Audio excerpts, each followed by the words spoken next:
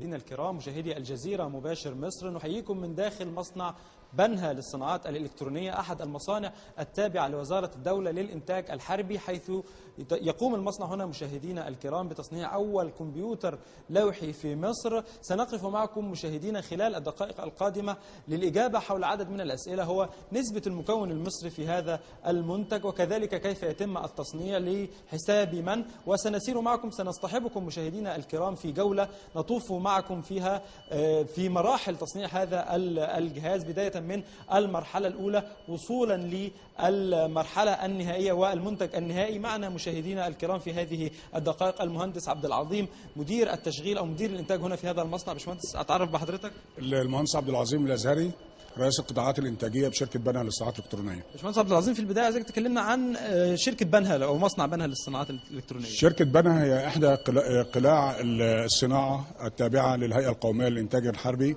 اللي تحت رئاسة السيد الفريق الوزير الإنتاج الحربي.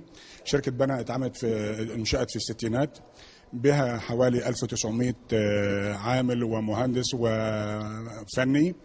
العمالة الموجودة في شركة بنها تم تدريبها بالداخل والخارج، لأن كل مشروع من المشاريع بيتم التدريب عليه في الخارج علشان صقل ونقل التكنولوجيا اللي هي ترانسفير اوف تكنولوجي. شركة بنها حاصلة على شهادات الايزو، من أول ايزو 9000 اللي هو الخاص بنظام الجودة، 14000 اللي هو خاص بالبيئة، الايزو 18000 اللي هو خاص بالسلامة والصحة المهنية، والايزو 17025 الخاص بمعامل المعايرة.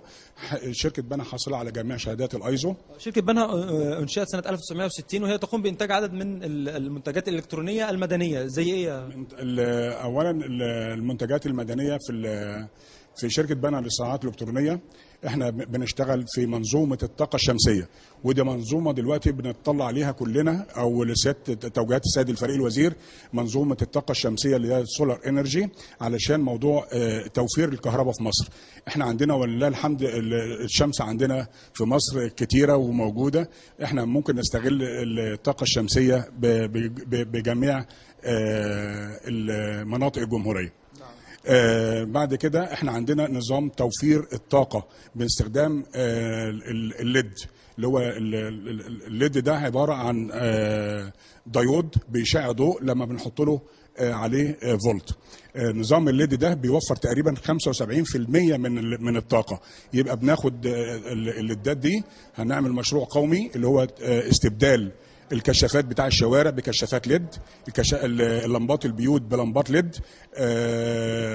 يعني منظومة الليد هتتعمل في مصر عشان انقطاع الكهرباء ومعالجة انقطاع الكهرباء وإنشاء مولدات جديدة، فهنشتغل بالسولار انرجي أو الطاقة الشمسية ومنظومة الليد. كمان شركة بنها للصناعات الإلكترونية اشتغلت في التلفزيون LED، او بنشتغل حاليا في تلفزيون LED. بنشتغل ايضا، عندنا مصنع كبير جدا للدوائر المطبوعه، سواء الدايره وجهين او وجه واحد وجهين ومتعدده الطبقات، وده مصنع مش موجود في مصر الا في شركه بنها، بنوصل لحد 14 طبقه. شكرا جزيلا يا باشمهندس. نعم، الآن مشاهدينا سننتقل إلى بداية خط الإنتاج أو المرحلة الأولى لصناعة التابلت المصري أو الكمبيوتر اللوحي. ننتقل الآن مشاهدينا الكرام إلى المرحلة الأولى لصناعة الكمبيوتر اللوحي المصري. الآن مشاهدينا نحن أمام المرحلة الأولى لتصنيع الكمبيوتر اللوحي المصري، وهي تصنيع الدوائر الإلكترونية داخل مصنع بنها للصناعات الإلكترونية. معنا المهندس عمرو، هو من الشركة التي تعاونت أو تعاقدت مع وزارة الدولة للإنتاج الحربي لتصنيع هذا الحاسب اللوحي. باشمهندس عمرو، أسألك عن الفكرة الأول، جات لكم الفكرة إزاي؟ هي الفكرة حضرتك من حوالي سنة ونص، يعني كان واضح إن الكمبيوتر اللوحي هيحل محل الحواسب الشخصية، وهيحل محل يعني هيبقى ليه استخدامات كتيرة جدا. فعرضنا الفكرة على وزارة الإنتاج الحربي، بأن الإنتاج الحربي عنده الكوادر والإمكانيات اللي تتيح لنا إن احنا ننتج الجهاز يعني على أحسن مستوى. والفكرة سيادة الوزير الفريق رضا حافظ شجعها جدا، و يعني أمر إن جميع الإمكانيات بتاعت بنها تبقى متاحة للمشروع دوت بدون حساب تكلفة عالية، على أساس إن يبقى فيه إمكانية لإنتاج الجهاز بتكلفة اقتصادية. فده يعني كان من ضمن الحاجات اللي شجعتنا وخلتنا نستمر في دعم المشروع. هي وزارة الاتصالات هي اللي بدأت أو هي اللي بتشتري منكم المنتج النهائي تقريبا؟ هو المشروع عاملاه شركة إيتيدا، وهي تابعة لوزارة الاتصالات. وهي الفكرة من المشروع ان شركة بحجم شركة بنها تنتج الأجزاء اللي هي معقد أو محتاجة تكلفة استثمارية عالية جدا للإنتاج، وبحيث ان تسيب عملية التجميع وتمرن مصانع معاها انها تقوم بعملية التجميع اللي هي يمكن عملية مش معقدة زي العمليات الأولانية في تجهيز الكومبوننت الأساسي للجهاز، بحيث ان توطين الصناعة في مصر. يعني هو هدفهم توطين الصناعة في مصر. يعني إيتيدا كما قال الباشمهندس عمرو هي إحدى المنظمات التابعة لوزارة الاتصالات، وهي تقوم بتوطين الصناعة في مصر، وتقول إنه هذا المشروع هو مجرد بداية وأنها تستهدف أن تنقله إلى 4 مصانع مصرية أخرى. الآن مشاهدينا يعني معنا المهندس اللي يحدثنا عن المرحلة الأولى لصناعة يعني اللوحة المطبوعة، الدوائر المطبوعة داخل جهاز التابلت. فين اللوحة المطبوعة بتاعت التابلت؟ هي اللوحة المطبوعة بتبقى مالتي لاير بتاع جهاز التابلت، بتبقى متعددة الطبقات. دي التوب ودي البوتوم. تبدا طبعا بالنسبه لنا كانواع دوائر مطبوعه في سنجل سايد، دبل سايد، مالتي لاير لحد 14 لاير. بتبدا اللي بيجي لي البحوث والتصميم الداتا بتاعتي، المعلومات بتاعتي بيجي من الجربر فايل حاجه اسمها CNC دريلنج وCNC راوتنج ماشين. الراوتنج اللي هو بيدي لي شكل الدايره النهائي اللي بتبدا بعدها التسليم النهائي المنتج النهائي بتاعي. لكن الدائرة الإلكترونية أو المماثلة للمذر بورد داخل الكمبيوتر بتصنع بشكل كامل هنا داخل مصنع بنها. هو حضرتك بالنسبة للدوائر المالتي لاير أصلا مصنع الدوائر المطبوعة بيبقى له مواصفات، فحسب إمكانيات الدائرة اللي بتجيلي بمواصفاتها بقدر أقول الدائرة دي هل أقدر أصنعها، لأن طبعا في العالم وصل لحد 30 مايكرون، أنا ليا حدود مسموح بيها لحد 100 مايكرون. يعني أنا بتكلم عن الدائرة الخاصة بالكمبيوتر اللوحي. دي بالنسبة لي دي أقدر أصنعها. يعني أنت بتصنعها هنا، الدائرة دي بتصنع هنا بشكل كامل؟ بشكل كامل، بتبدأ من A to Z.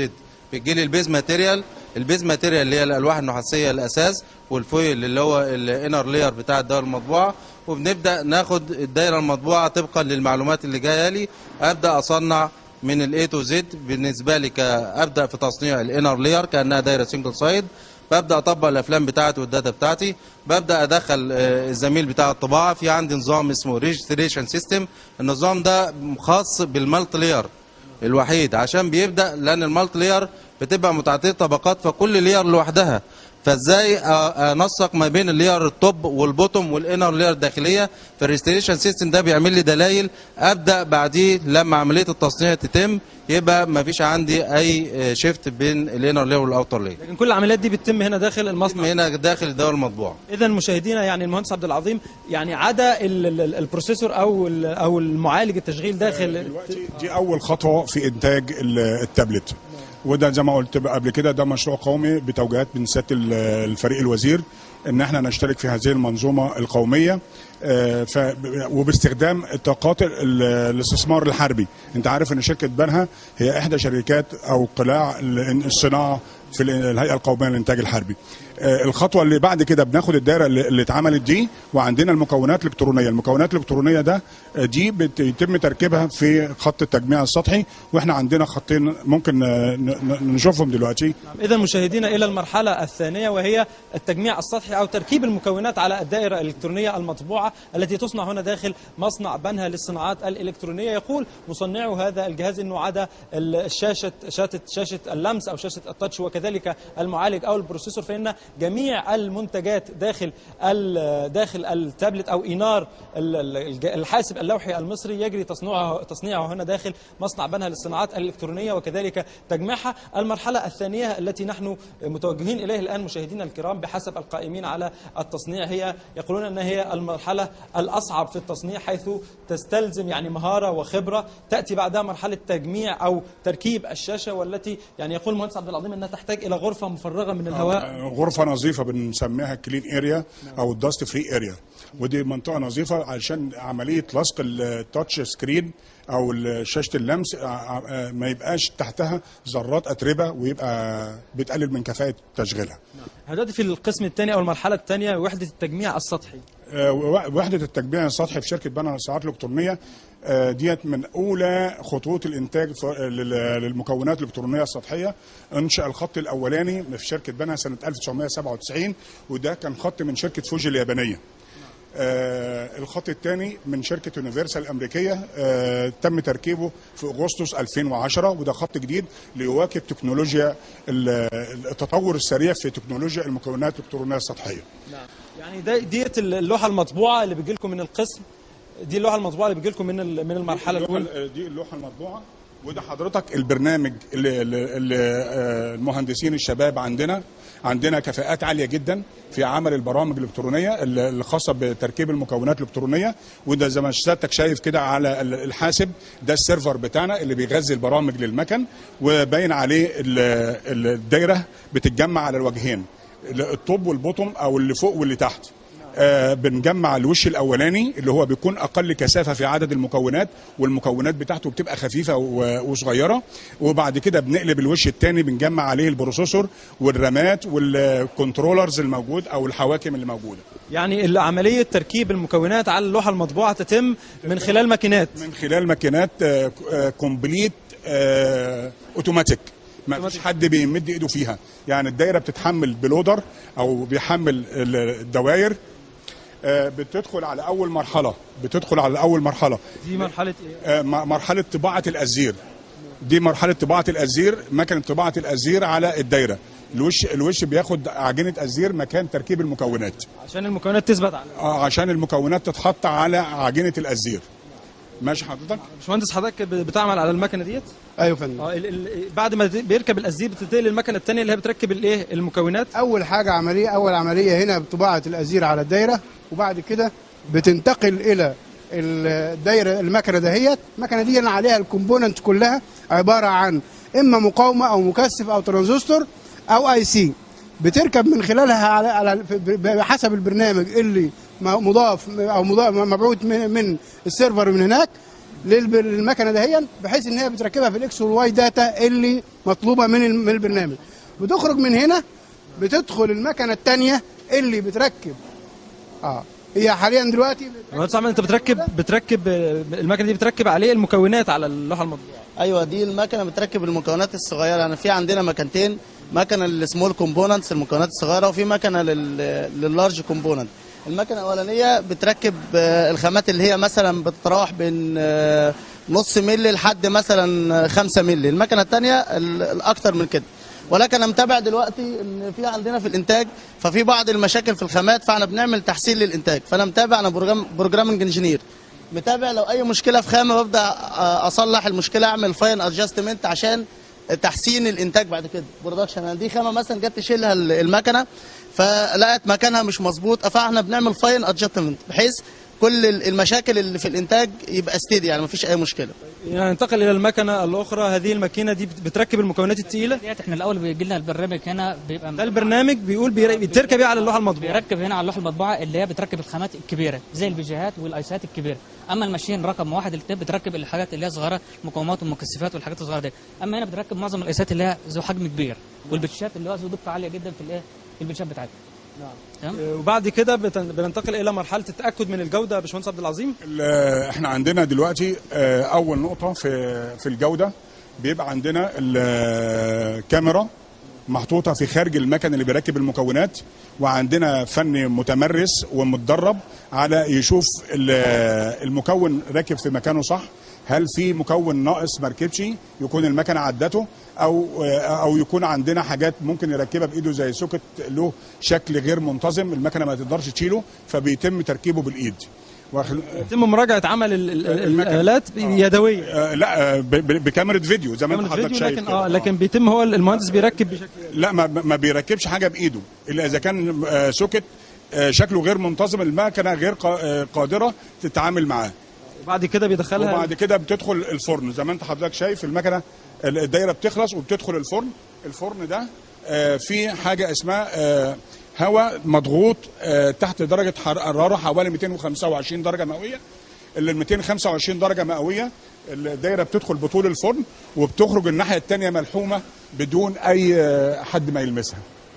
يعني زي ما انت حضرتك شايف كده الدوائر خارجه. ايدك بس يا باشمهندس بسرعه.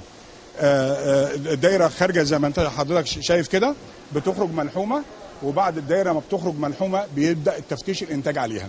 تفتيش الانتاج اول مرحله منه يعني هنا تفتيش الانتاج بيجري مراجعه برضو بيرجع بيتم مراجعه الدايره وبيراجعها عن طريق ميكروسكوب زي ما حضرتك شايف. زي المدام هنا ما بتبص لو المدام بتركب حاجه، لا المدام بتعمل عمليه رتوش زي ما يكون مثلا في الدايره بيطلع فيها مثلا حاجه اسمها ازير قليل على خامه بتاع او خامه غير متركبه، او في سوكيتات زي ما بقول لحضرتك ما ينفعش تدخل الفرن، فبيتم تركيبها هنا بعد الفرن. ايه السوكيتات اللي موجوده هنا في اللوحه يعني هي دلوقتي بتركب السوكت ده سوكت بتاع الشاحن تقريبا؟ السوكت ده بتاع الشاحن حضرتك، وفي حاجات برضو ما هتروح بعد كده الخط الثاني ان شاء الله حضرتك، في حاجات مكونات زي السماعات والحاجات دي المكنه ما تقدرش تركب المكان ده، وده دي مش بنا هي اللي ما عندهاش الامكانيه دي. دي تكنولوجيا الانتاج كده، ان لازم الكروت اللي هي الاس ام تي في بعض الكومبوننت المكنه ما بتقدرش تاخدها وتركبها، فده بيبقى اللي هو العامل البشري هو اللي بيتدخل، وبالمره كمان وهي بتتدخل بيبقى فرصه ان هي بتشوف برضو اللي هي المكان بتاعها، الدقه في التركيب والكلام دوت. وما ان شاء الله ننقل على الخط الثاني هتلاقي في اماكن كتيره اللي هو العامل البشري اللي هو بيبتدي ينتج. بالمناسبه الناس اللي هي شغاله في اللحام هنا دي واخده فرقه، ولازم تبقى ما بتش اي حد بيجي يلحم هنا، ده بتبقى لازم واخده فرقه، وفي ناس منهم في بنها تم تاهيلهم في المانيا واخدين فرق لحام من المانيا وفرق لحام من امريكا. يعني برضو احنا شايفين اثناء تجولنا في المصنع عدد من العناصر او عدد من الاجانب موجودين جوه المصنع. احنا الاجانب اللي موجودين هنا في المصنع بنها الغرض منهم ان هم يتابعوا الكواليتي كنترول على المنتج، يعني يتاكدوا من جوده المنتج فقط لا غير. والحمد لله يعني من زي ما انت شايف الناس اللي موجوده اللي هم الاجانب ما فيش ملاحظات طلعوها لغايه دلوقتي علينا الحمد لله. هم بيتاكدوا من جوده المنتج اثناء تصنيعه، لكن من يقوم بالعمل هم مصريون. زي ما انت شايف حضرتك ما فيش حد، يعني صاله كبيره بالشكل ده ما فيهاش الا واحد بس جاست كواليتي، وبيبقى جاست واتشنج من بعيد ان هو يتاكد ان ما فيش حد بيعمل يعني اي حاجه اوت البروسيدر بتاعتها. ده باشمهندس عبد العظيم بيساعد على ضمان يعني جوده المنتج. احنا يعني في حاجه اسمها ترانسفير اوف تكنولوجي، يعني انت عندك عايز تنقل تكنولوجيا جديده لاول مره بتتنقل، لاول مره بتنقلها لمصر، فلا لابد ان في حاجه اسمها المساعده الفنيه. المساعده الفنيه ديت خاصه بان الجهاز الشركه اللي بتنتجه علشان تنقل التكنولوجيا بتبعت لي بعض العناصر في الستارت او في البدايه علشان تتاكد ان المنتج بتاعها هيتعمل بنفس الجوده اللي هي بتعمله، علشان لما يتعرض بطريقه صح لا يسيء الى الشركه المصنعه الام. بعد جوده الانتاج حضرتك بتيجي هنا الجوده الكواليتي اشورنس اللي هي متوصل على شاشه مراقبه الجوده. نعم، مراقبه الجوده هنا عندنا حضرتك دول بيعملوا تشيك على الانتاج او بيراقبوا على الانتاج، بحيث هنا الشريحه او اللوحه المطبوعه متوصله على الشاشه. بتتوصل على الشاشه على يعني الجيك دي او التسجه ديت هي تابلت ناقص الدايره اللي احنا بننتجها، فمجرد ما وصلتها يبقى عندها تابلت وبتتحقق ان هي شغاله. لكن يعني هنا قبل ما يخرج من الصاله هنا انت بتتاكد قبل ما يخرج من الصاله لازم يختبر ان الدايره بتأدي وظيفتها، علشان لما تروح التجميع النهائي للصاله اللي احنا هنروحها لازم تكون متاكدين ان الدايره هنا طالعه مختبره وسليمه وجاهزه للتجميع النهائي. هنا بتختبر السوكتس اللي اتركبت، بتختبر كل السوكتات وكل الاداء، الميموري، البروسيسور بيختبر، الميموري بتختبر، الكاميرات بتختبر، كل الوظائف اللي موجوده في التابلت بيتم اختبارها. وهنا بتنتهي المرحله الثانيه. وهنا لا هنا لسه الجوده بتتاكد ان الدايره سليمه. بعد كده بنحمل سوفت وير للدايره. تحمل سوفت وير للدايره منين بقى؟ المهندس عبد الحليم بيقوم بتحميل سوفت وير للدايره. انت بتحمل سوفت وير للدايره ازاي يا باشمهندس؟ انت بتوصل اللوحه المطبوعه على الكمبيوتر؟ بنوصل اللوحه المطبوعه بالكمبيوتر بتاعنا، وعندنا السوفت وير الخاص بتحميل نظام اندرويد تشغيل 411 وبيتم عمل نظام تشغيل 411 ده نظام عالمي ومستخدم في تقريبا في معظم الاندرويد، مستخدم تقريبا في كل التابلتس اللي بتنتج، حتى مش انار فقط. الشركات العالميه تمام ماشي. فبيتم تحميل دلوقتي السوفت وير بتاعنا بخطوات معينه. لو في اي مشكله الجهاز بيقولها لي وبيقول لي مثلا ان المشكله في المكان الفلاني، وببدا اختبرها بعد كده على الجيج بتاعي. بشوف لو في اي مشكله عندي، برجع تاني للسكيماتيك بتاعي واشوف لو في اي مقاومه او اي مكثف في مشاكل او في تغيير، ببدا ارجع للجماعه بتوعنا بتوع التاتش اب، يبداوا يعملوا لو في مشكله بيحلوها لي. دلوقتي انت هنا مركب بنزل لها السوفت وير بتاعي، بحطها على جيج الاختبار، بيبقى عندي برنامج اختبار كامل بيبدا يعمل لي انت هنا برضو بتختبر السوفت وير كمان بعد ما ركبت؟ بنزل برنامج اختبار للتابلت كامل بيختبر لي الجهاز بتاعي جزء جزء. ببدا بالفيرجن بتاع الجهاز، بتاكد ان هو نزل عليه الفيرجن بتاع السليم. بعد كده بختبر الكاميرا. يعني لو اختبرنا الكاميرا مثلا، لو اختبرنا الكاميرا بالشكل ده كده بالتكه كده بيفتح لي الكاميرا الاماميه بتاعتي، بتاكد ان هي شغاله وببدا اصور بيها. بعد كده ببدا اختبر الكاميرا الخلفيه واتاكد ان الكاميرتين الاثنين بتوعي شغالين. بعد ما اتاكد من الموضوع ده بقول ان كده الكاميرا تمام اوكي، بيبدا يعلم لي عليها ان هي اوكي تمام. بعد كده بختبر البلوتوث والبطاريه والبرايتنس بتاع الجهاز جزء جزء لحد ما اختبر مكونات الجهاز كلها، وبالتالي تبقى اللوحه عندي سليمه 100%، تبدا تخش مراحل التجميع النهائيه. الاختبار ده بيتم على كل لوحه ولا على عينات؟ كل لوحه طبعا، لا كل لوحه طالعه من عندي لازم اختبرها 100% ان جميع مكوناتها سليمه ما فيش فيها اي مشاكل. يعني إذا مشاهدينا هذه هي المرحلة الثانية، وهي المرحلة الأصعب في تصنيع الكمبيوتر اللوحي، وهي تركيب المكونات فوق اللوحة المطبوعة. بعدها تنتقل اللوحة المطبوعة إلى القسم النهائي، التجميع وتركيب المنتجات. ننتقل الآن مشاهدينا الكرام معكم إلى القسم النهائي لتجميع الكمبيوتر اللوحي إينار. هنا مشاهدينا الكرام المرحلة الثالثة والأخيرة لصناعة إينار أو الكمبيوتر اللوحي المصري، حيث تدخل هنا اللوحة المطبوعة بعد أن تقوم الشركة بتركيب عليها الإضافات، ويجري هنا تجميعها على شاشة اللمس، وكذلك تجميع كل المكونات حتى يخرج إينار من هنا داخل الكرتونة معدا للبيع. المهندس عبد العظيم، أول حاجة هنا تركيب شاشة اللمس بتتجمع في كلين اريا، وبنيجي هنا في الغرفه دي بنعمل عليها تشيك ان هي ملزوقه ما فيهاش مشاكل ما فيهاش اتربه. محطوط زي ما انت حضرتك شايف كده جهاز بيطلع بخار علشان بيبقى الهوموديتي او الرطوبه بنسبه معينه، لو في اي اتربه في الجو بتسقط لتحت، وبنسميها الايونايزيشن، عمليه التأيين عشان ما فيش اي ايونات اتربه او اي حاجه تبقى موجوده في المكان. نعم يا باشمهندس، ده يعني دي شاشه اللمس هي احد المكونات اللي بتيجي من بره، تيجي مستورده ما بتصنعش هنا في مصر. وحتى هي عموما حضرتك الكومبوننت اللي هي الرئيسيه في اي منتج، حتى الكومبوننت الدقيقه، عاده شركات الانتاج دلوقتي حتى امريكا في حد ذاتها ما بقاش عندها حاجه اسمها منتج امريكي الا للصناعات اللي هي الاستراتيجيه الكبيره جدا. منتج امريكي خالص قصدك؟ خالص، لكن هو كل واحد بيعتمد دلوقتي على ماليزيا اندونيسيا. مثلا موضوع السيليكون والايسيات بتبقى ماليزيا واندونيسيا هم اللي متحكمين، لان لازم كم من اللي هو الماس برودكشن لازم يبقى كبير جدا. فموضوع المنتج جاي منين او الكلام ده، انا مش شرط يكون عندي الكومبوننت الصغيره منتج مصري، لكن عندي الفكر ان انا اعمل السوفت وير بتاع التابلت، اعمل التابلت ده لان هجيبه من كذا سوق، مش هيبقى سوق واحد اللي محتكره، اكتر من سوق. الشاشه ديت انت حضرتك قلت لي قبلها انها بتستخدم في اجهزه ثانيه، اللي بتستخدم في الابل وبتستخدم في كل حاجه. اللي ده شاشه LG، والمصنع اللي هو حتى الصين اللي بينتج الكلام ده، لان احنا في ناس من مصنع بنها، واحنا رحنا اتدربنا في مصنع فوكس كون هناك في الصين اللي هو بينتج جميع منتجات ابل اللي هي الامريكيه اللي هي بتوزع تحت المنتج الامريكي. نفس المصنع اللي بينتج الكلام ده هو نفسه اللي كان واخد اللي هي السامبلز اللي احنا اتدربنا عليها في الصين. الشاشه دي ستاندر، الشاشه ستاندر زي شاشه التلفزيون LED والLCD. الشاشه بتبقى ستاندر وممكن تستخدم في اي براند نيم او اي ماركه، لان شاشه LG، شاشه سامسونج، شاشه اي انواع اللي بتتجمع مع التابلت. مهندس عبد العظيم، انا عايزك قبل ما نبدا في المرحله الثالثه والتجميع اللي عليها، عايزك تكلمنا عن شهور الاعداد، يعني ازاي اعددتوا لتكوين خط الانتاج ده والبدايه فيه؟ والله بالنسبه للاعداد احنا تبقى على حسب تعليمات السيد الفريق الوزير رضا حافظ، ادى تعليماته للسيد رئيس مجلس الاداره ان احنا نبدا نجهز الكلام ده من اكتر من سنه.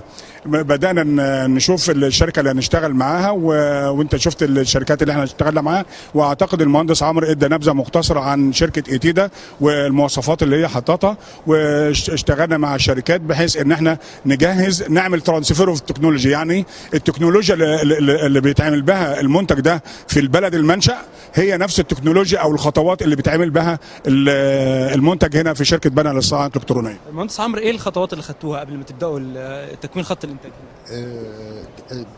بعتنا مهندسين يتدربوا في نفس الشركه المنتجه اللي هي شركه فوكسكون، الشركه المنتجه لابل، وده يعتبر يعني هم عندهم اعلى تكنولوجيا في المجال دوت. ابل مش ابل، شركه فوكسكون. فوكسكون هي المنتج لمنتجات ابل. يعني ابل بتصنع عند فوكسكون؟ بالظبط كده. هي فوكسكون بتصنع جميع منتجات ابل. فاحنا بعتنا مهندسين تبع شركه CEC يتدربوا هناك من شركه بنها ومن المهندسين عندنا في الشركه ان هم يتدربوا يعني في الصين، وجبنا الخبراء هنا هو بحيث ان هم يعملوا نفس خط الانتاج المماثل لنفس خط الانتاج اللي موجود في الصين. طب ايه الصعوبات؟ يعني ايه المرحله اللي كانت صعبه في نقلها هنا؟ اصعب حاجه كان نقل التكنولوجيا الكارت. هو تكنولوجيا الكارت نفسه ان هي انهي كومبوننت بيتحط في انهي حته، دي تعتبر اصعب حاجه. وطالما قدرت توصل لانتاج الكارت يبقى انت تقدر تعمل له صيانه، تقدر تصلحه، تقدر تطوره، تقدر يعني هي البدايه هنا. هو يعتبر الجهاز عباره عن كارت وشاشه. مش مهندسه، انتوا ايه هنا بتركبوا السماعات صح؟ ايوه. لا السماعات في اول مره العمليه، بعد ما بتيجي الدايره PCB من السطح. الدايره بتجي لكم هنا من المرحله الثانيه؟ دي اول عمليه في الاسمبلي من السطح، من الSMT، من السطح. الدايره بتيجي بتبقى مختبر من هناك، ضبعات مختبره جايه معاها متجمعه كلها انتاج شركه بنها، وبتيجي البنت اول عمليه بتركب السماعات بالكاويه. بتخش على مرحله اللوحه المطبوعه اللي بتيجي من المرحله ايوه الثانيه من بتركب عليها السوكتس، لكن لكن من غير السماعات. لا، من غير السماعات. هي بتجمع هنا كله بقى اسمبلي كله هنا في مراحل التجميع كلها على الخط ده اللي هو السكي ده. وده الميكروفون تقريبا في الميكروفون، وهي جايه كلها من السطح متجمعه كده. من السطح اتجمعت هناك اللي احنا قلنا الجزء ده والجزء ده اللي بيصنعوا هناك. بالاضافه بقى هنا حضرتك زي ما انت شايف بيبتدي بقى الكابلات اللي هي الداخليه والميكروفون والسماعات، ده كله بقى اللي بيتم تجميعه في الصاله اللي هي اشاره التجميع السطحي يعني. طيب دي مرحله رقم 1 في السيكي دي. واخد بال حضرتك؟ الفنيه هنا بتقوم بتركيب بعض السماعات. بعد كده بتنقل المرحله الثانيه. المرحله الثانيه بتبدا تركب عندي الموتور وبتثبت السماعات، ودي الخطوه رقم 2. بتثبتي هنا الموتور والسماعات وايه تاني؟ الدايره بتثبت الدايره والانتنه بتاعت دي الليد اللي حساس الضوء تقريبا. والانتنه والمسامير 3 مسامير والسماعات والمايك بتركبيها على التاتش سكرين او على الشاشه. طيب وبعد كده بننتقل لايه؟ الخطوه رقم 3 في التجميع. بتبدا تحط الريبون كيبل ده الخاص بتوصيل المين بورد بالشاشه، ماشي، والبريستات اللي هي بتاع الاون اوف والفوليوم، السويتشز اللي هي الزراير موجوده، الزراير اللي عليه تبدا تركبه، وبتبدا تحط الريبون كيبلز كلها، الكابلات اللي هي الفلات اللي انت حضرتك شايفها دي بتبدا تركبها علشان تبدا توصل السيستم مع بعضه دلوقتي. يعني باشمهندس، انا شايف في كل عمليه هنا في لوحه محطوطه عليها الارشادات. ايوه مظبوط. دي البنت بتشتغل عليها، بتبص وتشوف العمليه اللي قدامها بتعمل ايه، الخطوات الخطوه الاولانيه ايه، والثانيه ايه، والثالثه ايه. لازم تمشي زي العمليه ما بتقول لها. انا عايز اسالك على معدل التشغيل بالنسبه للخط هنا، هل اختلف اول ما بداتوا اول اسبوع واول اسبوعين عن دلوقتي؟ يعني بقى في تمرد؟ طبعا دلوقتي البنات ايدهم مش بدات تمشي دلوقتي كويس عن الاول. الاول كانت لسه اول الصاله كان فيها شغل حواسب الكترونيه، البيسيز اول ما بدانا بيها بدانا بالحواسب الشخصيه التشالنجر، بدانا باللابتوب، ودلوقتي دخلنا في مرحله التابلت الاكثر تكنولوجي. لكن عايز اتاكد بس ان هو مع الوقت، يعني مع الوقت ايديهم مشيت، طبعا ايديهم مشيت وبقوا احسن من الاول كتير، وطلعنا شغل واختبرنا والنتيجه كويسه الحمد لله يعني. طيب حضرتك ان كل عمليه من العمليات، لو حضرتك شايف ان العمليه اللي بتقوم بيها البنت او الانسه اللي قاعده بتبقى عمليه واحده ومتكرره، فخبرتها كل ما بتركب واحد بقى الثاني الخبره بتزيد، الثالث، فبنثبت العمليه الكل اللي شغال عليها، ما بنغيرش العمليات، يعني اللي شغال على عمليه هو ثابت عليها، فبياخد خبره بتتراكم معاه. هنا ايه الكاميرا؟ هنا الكاميرا الاماميه والخلفية. دي بتركب الكاميرتين، الكاميرا الاماميه والكاميرا الخلفيه على التابلت. يبقى كده العمليه ما عدا البطاريه في اخر مرحله. باشمهندس انت هنا بتركب الكاميرا على اللوحه اللي بتجيلك؟ لا انا بفتش هنا على التوصيلات. تبدا تركب الفلاتات وبعد كده هي بتركب الكاميرا. تركب الكاميرا والفلاتات كلها بتبقى راكبه قبلها. انا النقط اللي قبلها دي كلها انا بقدر افتش عليها من هنا، سواء اللحام سواء الفلاتات ديت، الفلاتات دي كلها كل حاجه راكبه سليم. انت بتراقب هنا بالعين لان لسه الباور مش موجود؟ لا تفتيش هنا مبدئي. تفتيش مبدئي كان في تفتيش على شط التنش. شكرا جزيلا. بعد كده للخطوه الاخيره في تجميع التابلت وهي تركيب البطاريه. يبقى التابلت دلوقتي عندي المين بورد ركبت، السماعات والكاميرات والكابلات، وبعد كده بنركب البطاريه استعدادا لتقفيل التابلت علشان يطلع كمنتج. البطاريه هي اخر حاجه بتركب جوه؟ اخر حاجه بتركب في المنتج. دي البطاريه؟ دي البطاريات. يا حضرتك بس تجيب حضرتك البطاريه ديت يعني دي بتقعد حوالي 7 ساعات، من 6 ل 7 ساعة. البطارية ديت تعتبر يعني التابلت اللي هو المصري اللي موجود هيشتغل 7 ساعات متصلة، وده لو حضرتك شفته في أي منتج تاني مش هتتحقق إلا 4 ساعات، من 4 ل 5 ساعة. لكن عشان التابلت دوت هيشتغل مع طلبة الجامعة وبعد كده إن شاء الله المرحلة الثانية المدارس، فما ينفعش يشتغل 4 ساعات ويفصل منه. يعني المينيمم إنه يشتغل معاه مينيمم 7 ساعات عشان اللي هو الفترة الدراسية بتاعته.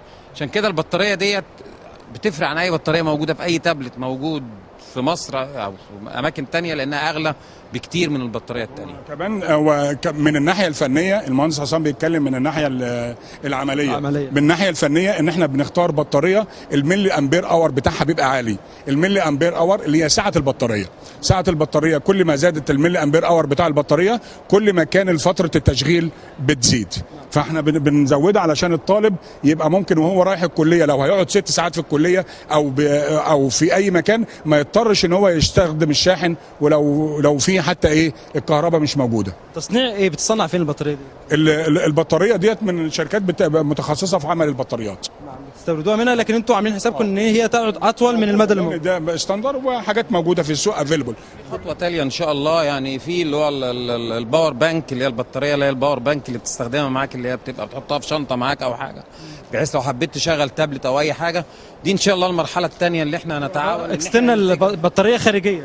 بيسموها باور بانك. دي بعد كده بيقدر حتى تابلت موبايل اي حاجه بتوصل السوكت عليها وبتشتغل معاك برضو. دي بتديك اكستنشن مش اقل من 4 ساعات.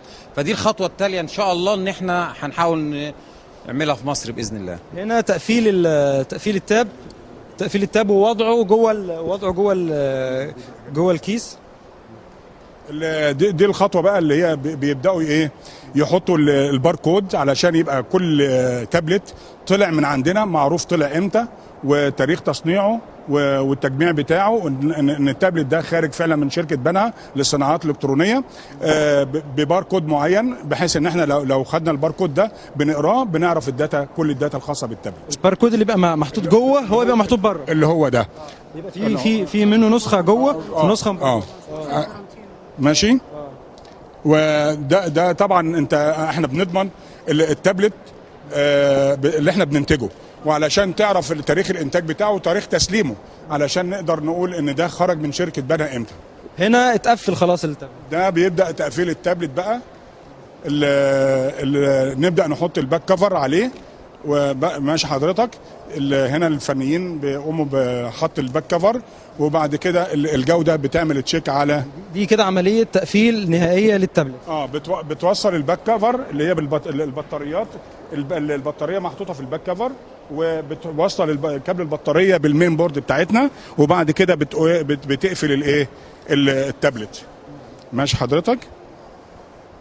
برضو في حاجه برضو كان شركه إتيدا خصصت فريق للبراندنج، اللي هو اختار الاسم، اللوجو، الشكل، الالوان، وعملوها بطريقه محترفه جدا.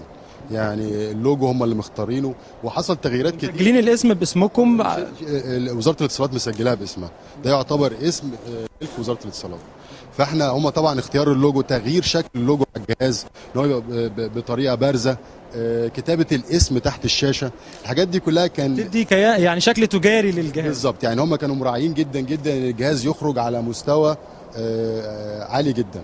واحنا برضو من الناحيه الثانيه كان تعليمات سياده الوزير والسيد رئيس مجلس اداره الشركه ان مراعاه الجوده، ان الجهاز يطلع جودته على اعلى ما يكون ليليق بالاسم اللي محطوط عليه. هنا الاختبارات النهائيه للتابلت. التابلت خلاص خرج، لكن انت التابلت خرج للنور، تم تقفيله وتجميعه.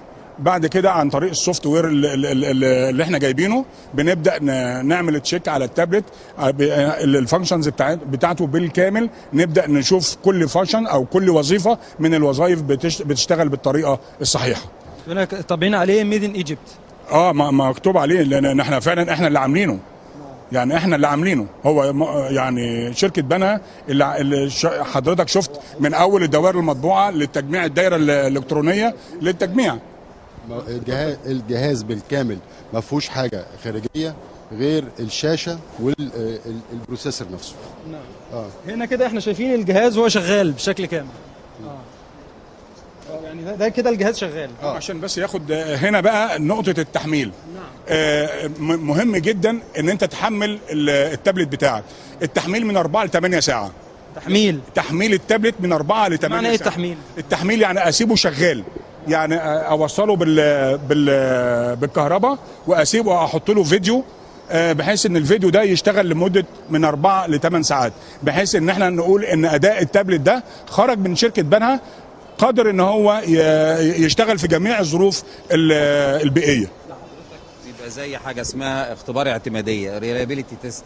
بعد اي منتج في اي حته بتتم لازم بعمل عليه اختبار اعتماديه.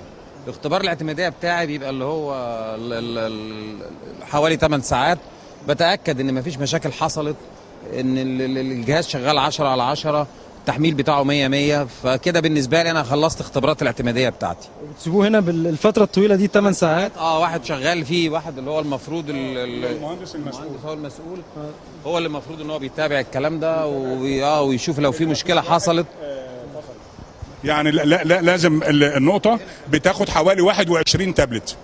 النقطه دي نقطه تحميل ل 21 تابلت في نفس الوقت، يعني مش واحد بيتحملوا ال 21 في نفس الوقت. دي محطه التحميل بيديلهم كلهم كهرباء وبيشغلهم على فيديو بحيث ان هم يتنوهم متحملين لل8 ساعات. انا عايز اسالك يا باشمهندس، انتوا الانتاج يعني انتوا بتنتجوا كام وحده في اليوم؟ بداتوا بكام؟ وصلتوا لحد كام؟ ومستهدفين كام؟ والله احنا دلوقتي ممكن نوصل من حوالي 300 الى 500 تابلت في اليوم.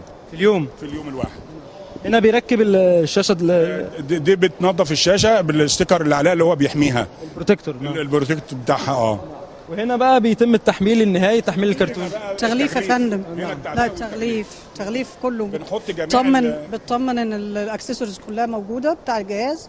هاتي يبطل لو سمحتي. بتبيعوه كمان بكفر جلد موجود تحت ده عباره عن شنطه جلد علشان تتحمل لو وقع من الطالب او اي حاجه، والشنطه دي قويه بتحمل الصدمه بحيث ان لو الطالب وقع منه على الارض فما يخافش عليه. ده المنتج النهائي جاهز ومعد. هنا بتحط الضمان طبعا، ده الضمان. ده الجهاز النهائي طبعا، ده المنتج النهائي. دي شهاده ضمان واليوزر كتالوج جوه، كتالوج بتاع الجهاز الشادي، وده الباركود ان هو طلع من شركه بنها، موجود عليه الباركود من هنا وعلى شهاده الضمان وعلى الجهاز من بتاعنا من بره ومن جوه، من بره ومن جوه. وفي الاخر طيب انا عايز اسالك يا باشمهندس عن انتوا دلوقتي الشنطه دي بتيجي معاها طبعا علشان لو وقع من الطالب ولا حاجه تقدر تحمل التابلت بتاعه. وعلى برضه الكرتونه انتوا كاتبين برضه ميد ان ايجيبت، عشان ميد ان ايجيبت، لان هو فعلا زي ما انت شفت ان ده احنا ما بنقولش حاجه ما عملناهاش، ان دي فعلا حقيقه واقعه ان شركه بنها للصناعات الالكترونيه بتقوم بانتاج التابلت صناعه حقيقيه واقعيه وليس بروباجندا. زي ما الاستاذ عمرو قال لحضرتك ان اصلا اينار دي اسم مصري، منتج مصري، محدش يقدر ينتج المنتج ده دلوقتي الا مصر. اذا مشاهدينا هذا هو اينار الكمبيوتر اللوحي او التابلت المصري في مرحلته النهائيه، تستعد الشركه لان تذهب به الى المنتج النهائي. يعني يا باشمهندس كلمينا بقى عن يعني دي المواصفات مطبوعه على الكرتونه بتاعه الجهاز. مواصفات كلها موجوده اهيت، مواصفات عاليه جدا. حضرتك انت شفت بنفسك بيتصنع من A ل Z في الشركه، كلها، من الدوائر المطبوعه للسطح، التجميع السطح الدايره بتاعته، لهنا التجميع كل الكومبوننت موجود في شركه بنها، وطلع بتركب البطاريه في الاخر، بيتقفل، بينزل عليه السوفت وير، بيتقفل في الكرتونه بتاعته بتاع الجديده اللي حضرتك شفتها. المواصفات موجوده عليه، مواصفات عليه قريتها حضرتك، بسعر لسه ما حدش حدده، بس هيكون ان شاء الله بسعر منافس للجميع عشان يبقى في ايد الطلبه وفي ايد الجميع، يبقى في متناول الجميع. يعني مهندس عمرو، انت دلوقتي واقف قدام المنتج النهائي، قدام اينار او التابلت اللوحي المصري، مكتوب عليه هنا ميد ان ايجيبت. يعني ايه الخطوات او ازاي كنتوا بتفكروا ان انتوا تنتجوا التابلت ده؟ ايه الصعوبات اللي واجهتكم؟ هو طبعا في الاول كان في صعوبات كتيره جدا من الاستثمارات، يعني برضو يعني الخطوه اللي اخذتها وزاره الانتاج الحربي وسياده الفريق اتاحه الامكانيات اللي موجوده في الشركه هو اللي امكن ان احنا يعني ننتج الجهاز دوت. لان الاستثمارات كانت هتبقى عاليه جدا، وكانت هتخلي الجهاز يعني ما ينافسش. فهو حاليا دلوقتي اعتقد ان شاء الله هينزل بسعر منافس جدا جدا لاي جهاز تاني عنده نفس الامكانيات. يعني هو ده نتيجه تعاون من وزاره الاتصالات ووزاره التعليم؟ تعاون 3 وزارات. نعم. يعني هو ده ثمره تعاون 3 وزارات. وزاره الانتاج الحربي، ووزاره الاتصالات، ووزاره التعليم العالي. وطبعا يعني القطاع الخاص معاهم. انما طبعا لولا تعاون ال3 وزارات والاصرار على خروج حاجه مشرفه، يعني اصرار إتيدا على خروج حاجه مشرفه، واصرار سياده الوزير ده حافظ على خروج حاجه يليق عليها ان يتحط عليها صنع في مصر، خلى الموضوع يعني على قد ما هو صعب، على قد ما الواحد سعيد ان هو لقى المنتج بالشكل ده بالجوده دي. وطبعا الكوادر اللي موجوده في بنها يعني بصراحه يعني ليه اخترتوا له براند نيم اينار؟ ما صنعتوش براند مشهور عالمي او حاجه معروفه؟ ليه عملتوه ميد ان ايجيبت وصناعه مصريه واديتوا له اسم؟ واعتقد انتوا تعبتوا زي ما حضرتك قلت لي في ان انتوا تعملوا شكل تجاري للمنتج. هو حضرتك اللي تعب في ان هو يعمل شكل تجاري للمنتج إتيدا كانت عامله فريق بتاع التابعه لوزاره الاتصالات. التابعه لوزاره الاتصالات اللي هي يعني صاحب اللي هي الجهاز هيتورد لها ان شاء الله. يعني هناك طبعا في يعني فريق محترف في البراندنج، وهو يعني اخذوا وقت واخذوا تفكير واخذوا مجهود جامد جدا جدا جدا ان هم عايزين يعملوا ماركه مصريه. يعني براند مصري، براند يكون مصري. زائد طبعا متابعه الخطوات من الاول للاخر، متابعه الخطوات بتاعه الانتاج، متابعه الامكانيات بتاعه الجهاز. يعني الامكانيات بتاعه الجهاز اتغيرت كذا مره واحنا شغالين. انتوا شغالين اثناء التشغيل؟ اثناء التشغيل علي قوي البروسيسور شويه، ارفع كفاءة البطارية، يعني غير الظهر خليه ألمونيوم بدل ما يبقى حاجة تانية، اعمل يعني في حاجات كتيرة جدا اتغيرت على الجهاز لنوصل بيه للشكل اللي هو موجود عليه حاليا دلوقتي. وده مجهودات كتيرة جدا، يعني مجهود كبير جدا اتعمل من الشركة هنا، سيادة الفريق والسيد رئيس مجلس الإدارة وشركة إتيدا. باشمهندس، انا عارف ان حضرتك شغال في الانتاج بس، لكن عايز اسالك عن الافق في التسويق بقى. هل هتخرجوا خارج اطار وزاره التربيه والتعليم العالي؟ زي ما قلت لحضرتك تاني، تعليمات سياده الفريق الوزير رضا حافظ وزير الانتاج الحربي ان احنا نشترك في اي مشروع قومي. التابلت والطاقه الشمسيه، كل المشاريع القوميه اللي الدوله دخلت فيها. مصنع كنتوا بتصنعوا قبل كده ثلاجات او تلفزيون وريسيفر ودوائر مطبوعه. بنشتغل، دخلنا منظومه الموفره للطاقه، داخلين في المراوح وعندنا ممكن نجمع غسالات، وممكن اجهزه البرينترز، وكل المنتجات المدنيه بيركز عليها سياده الفريق، بحيث ان احنا يبقى وزاره الانتاج الحربي بتساهم في توفير المنتجات المدنيه بالاسعار المناسبه للمستهلك. نعم، اذا يعني مشاهدينا الكرام، طفنا معكم في جوله حول خط انتاج اينار او الكمبيوتر اللوحي المصري. هذا الكمبيوتر اللوحي الذي ينتج داخل مصنع بنها للصناعات الالكترونيه، احدى مصانع وزاره الانتاج الحربي. الفكره بدات من إتيدا او التابعه لوزاره الاتصالات المصريه، عاونتها وزاره التعليم العالي بان وفرت العميل الذي ياخذ هذا المنتج، ثم دخلت عدد من الشركات التي نقلت هذه التكنولوجيا على مدار اكثر من عام. كانت هناك محاولات لنقل هذه التكنولوجيا الى مصر ونجحت هذه المحاولات اخيرا. التي ما زال تطويرها مستمرا حتى الآن لتطوير هذا المنتج الذي كتب عليه صنع في مصر. يعني نشكركم مشاهدينا الكرام على طيب المتابعة، ونترككم في رعاية الله وأمنه. كان معكم من داخل مصنع بنها للصناعات عبد العزيز مجاهد. السلام عليكم ورحمة الله وبركاته.